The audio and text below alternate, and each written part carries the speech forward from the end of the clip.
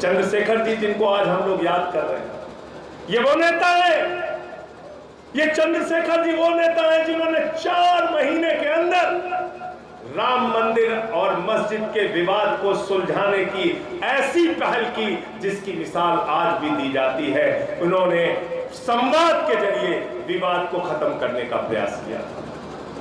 एक मामले में बड़ी आलोचना होती है चंद्रशेखर जी, आज भी कई साथियों ने कहा सोना गिरवी रख दिया, सोना गिरवी रख दिया, सोना गिरवी रख दिया। किस परिस्थिति में चंद्रशेखर जी को सरकार चलाने का मौका मिला था? आप सब लोग जानते हैं, चुनाव पे चुनाव हो रहे थे, सरकारें बन रही थी, गिर रही थी। उन परिस्थितियों में चंद्रशेखर जी को देश के प्रधानमंत्री का पद मिला था। कितना सोना रखा था? 67 टन सोना रखा था। कितना सोना रखा था? 67,000 किलो सोना रखा था। उस समय सोने की कीमत क्या थी? 3400 रुपए तोला। अगर आप चंद्रशेखर जी के सोना जो उन्होंने गिरवी रखा उसकी कीमत निकाल ले, लगभग 23,000 करोड़ रुपए का सोना गिरवी रखा। कितने का सोना?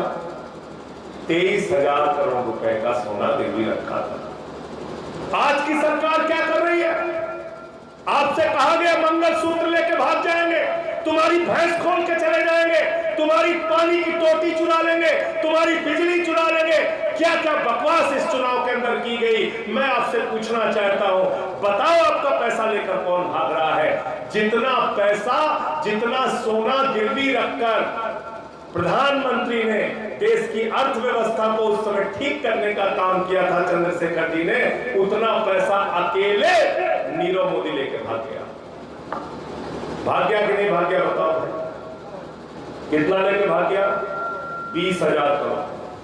विजय माल्या कितना लेके भाग गया? 10,000 करोड़। नितिन संदेशरा कितना लेके भाग गया? 6,000 करोड़। ललित मोदी कितना लेके भाग गया? 3,000 करोड़। 3,000 करोड़। भाई वीरेंद्र सिंह जी ने कहा 82 करोड़ लोगों को 5 किलो राशन दिया जाता है। मैं पूछना चाहता हूं भारत के प्रधानमंत्री से, इस देश के 82 करोड़ लोगों को तुम 5 किलो राशन की लाइन में खड़ा करते हो और तुम्हारा दोस्त जो अडानी है उसको कोयला दे दिया, बिजली दे दिया, पानी दे दिया, एजुकेशन दे दिया, हेल्थ दे दिया, पोर्ट दे दिया, एयरपोर्ट दे दिया, रेलवे दे दिया, सेल दे दिया, पूरा हिंदुस्तान एक आदमी को दे दिया। आपकी संपत्ति कौन लूट रहा है? 140 करोड़ लोगों की संपत्ति कौन लूट रहा है? भारत माता की संपत्ति कौन लूट रहा है? नरेंद्र मोदी के चंद दोस्त भारत माता की संपत्ति को लूटने का काम कर रहे हैं। ये खुली किताब की तरह सामने है, ये किसी से छिपा नहीं है। 16 लाख करोड़ रुपए चंद पूंजीपतियों का माफ किया गया। एक बैंक की स्कीम निकाली है प्रधानमंत्री जी ने, क्या? Bank settlement. क्या स्कीम है वो? Bank settlement. आप लोग पूर्वांचल के लोग हो, चंदौली के लोग हो, धानापुर के सिपाही हो, आपको देश की आर्थिक हालात के बारे में पता होना चाहिए। आपको मालूम है वो बैंक सेटलमेंट के नाम पे क्या किया? बैंकों में जो बड़े बड़े पूंजीपतियों का, बड़े बड़ी कंपनियों का कर्जा बाकी है उसका सेटलमेंट करेंगे और उसको नाम दिया हेयर कट करेंगे। थोड़ा थोड़ा माफ करेंगे, थोड़ा थोड़ा माफ करेंगे। माफ कितना किया? माफ कितना किया मालूम है आपको? 5 लाख करोड़ रुपए के कर्जे में से 3,53,000 करोड़ रुपए माफ कर दिया। 43 कंपनियों का, ये संसद के अंदर सरकार का जवाब है, मैं अपनी तरफ से नहीं बोल रहा हूं। 43 कंपनियों का 3,53,000 करोड़ रुपए इस सरकार ने माफ कर दिया। ये हो रहा है आपके साथ।